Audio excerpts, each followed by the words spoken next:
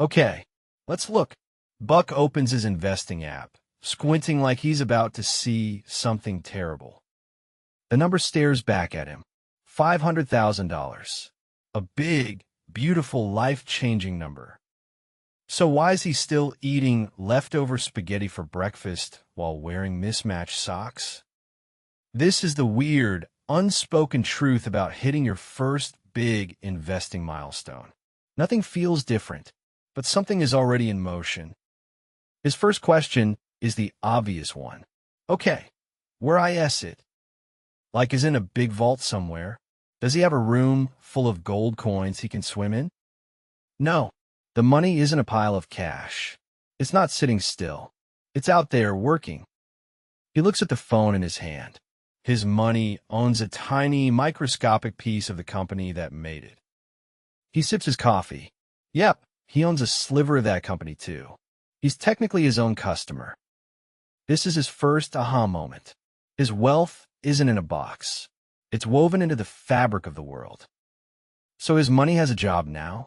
It puts on a tiny briefcase every morning and goes to battle in the stock market. Pretty much. And it's an employee that never sleeps, never complains, and never steals your lunch from the office fridge. Which brings him to his next big question. Okay, if I have $500,000, am I rich? Does this mean he can buy a boat? He pictures himself on the open seas, wind in his hair. Then reality hits. His $500,000 portfolio could maybe buy him a pretty nice jet ski and a trailer.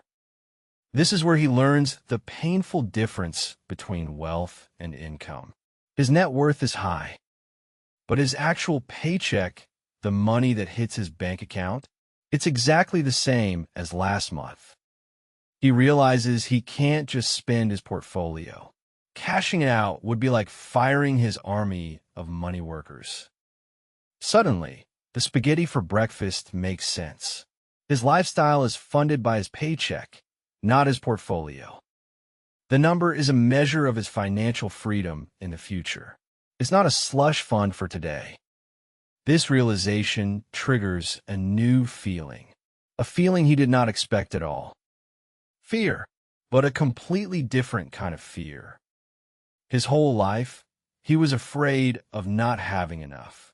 A surprise car repair could wipe him out. He was playing defense, trying to prevent financial disaster. Now, for the first time, he has something significant to lose. A lot to lose. A bad day in the market doesn't feel abstract anymore. It's not just a news headline. A 2% drop is $10,000. That's a decent used car gone. Poof. In an afternoon. He's not playing defense anymore. He's playing to protect his lead. It's a total mindset shift. This shift from a scarcity mindset to a stewardship mindset is one of the biggest psychological hurdles. And learning to manage that new fear is the key to unlocking the next level. If you're finding Buck's journey relatable and you want to see how to build a portfolio worth protecting, consider subscribing. We simplify this stuff. So Buck's new question is, if I can't really spend it, and now I'm scared of losing it, what's the actual point? Is it just a high score in a video game that he's not even having fun playing?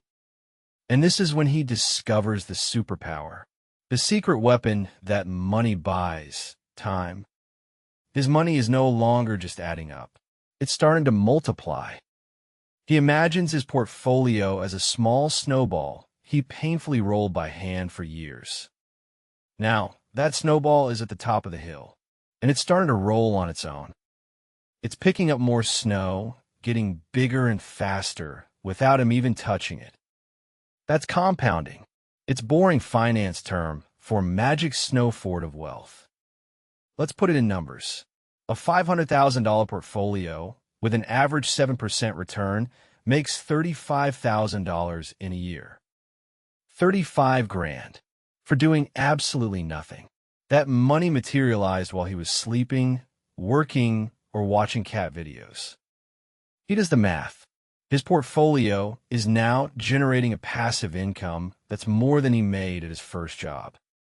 And this new employee, his portfolio, will get a raise every single year without even asking. The snowball is rolling. The game is changing from addition to multiplication. Time is now his best friend. This fundamentally changes his relationship with his job and sparks the biggest question yet. If my money is making money, when can I, stop? He imagines the glorious moment, walking into his boss's office, dropping the mic, and walking out in slow motion. But then what? He imagines himself the next day, sitting on his couch at 10 a.m., in his pajamas, profoundly bored. He realizes the goal isn't just to stop working. That's a recipe for daytime television and existential dread. The real power of the money is having the option, the freedom to choose. It's the power to say no to a project he hates, or a boss he dislikes, or a commute that drains his soul. This is what people call FU money. Not the power to be a jerk, but the power to protect your peace. He could take a lower-paying job that he's passionate about, or start that weird business idea he has. He could take a 6-month sabbatical just to read books and learn to cook properly. The money isn't a finish line. It's a key. It doesn't end the game. It just unlocks all the side quests. What would you do if you had the freedom to choose your work? Let me know in the comments. I'm genuinely curious. And that leads to Buck's final, most profound realization. He's back at his kitchen table. He's still eating spaghetti. He's still wearing the same hoodie. He's still Buck. Externally, nothing has changed, but internally, everything has.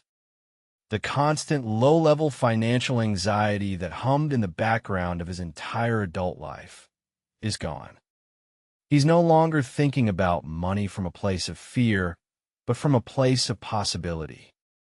The true gift of that number on the screen isn't the vacations or the fancy cars. It's the quiet confidence, the peace of mind, the ability to sleep soundly through the night.